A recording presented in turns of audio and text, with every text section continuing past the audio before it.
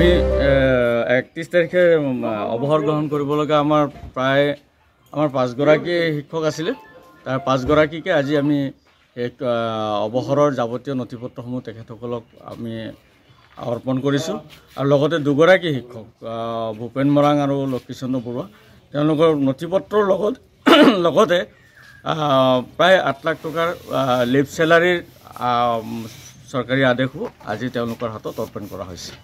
এনেকুৱা নজিৰ নাই যেহেতু সমগ্ৰ ৰাজ্যত বুলি ক'লেও বেয়া নহয়, কিন্তু আজি আপুনি এটা মানে ভাল কাম কৰি দেখালে।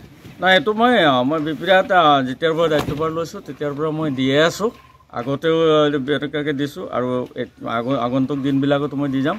মই এতিয়া নাৰায়ণপুৰ শিক্ষাখণ্ডৰ দায়িত্বটো আছোঁ। নাৰায়ণপুৰতো আজি 8 গৰাকী শিক্ষক যিসকল নেকি 31 মাৰ্চত ৰিটায়াৰ্ড হ'ব, সেই 8 গৰাকী শিক্ষককো আজি মই অৱসৰৰ যাৱতীয় নথিপত্ৰ আজি তেওঁলোকৰ হাতত অৰ্পণ কৰিছোঁ। বিপিৰা শিক্ষাখণ্ডৰ খণ্ডকালীন শিক্ষা বিষয় মহোদয় যিখিনি আমাৰ পেঞ্চনৰ কামখিনি কৰি দিলে তেখেতক পোনপ্ৰথমে মোক হীৰাভৰা আন্তৰিক অভিনন্দন জনাইছোঁ। তেখেতৰ এই কাৰ্যক্ষেত্ৰত আমি নথৈ সুখী হৈছোঁ আৰু ভৱিষ্যতেও তেখেতৰ ভগৱানে দীৰ্ঘায়ু কামনা কৰক তাৰে আশা কৰি মোৰ দুআষাৰ বক্তব্য সামৰণি মাৰিছোঁ। কেনেকুৱা লাগিছে মনটো আজি, কেনেকুৱা লাগিছে? সেইটো ভালেই লাগিছে।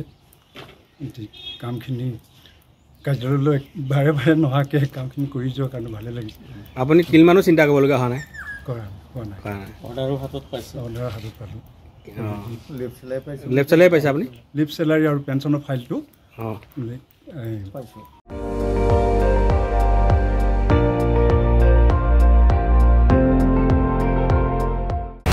আপুনি চাই আছে ND24, সৰ্বশ্ৰেষ্ঠ নহয় সৰ্বোত্তমৰ দৌৰত।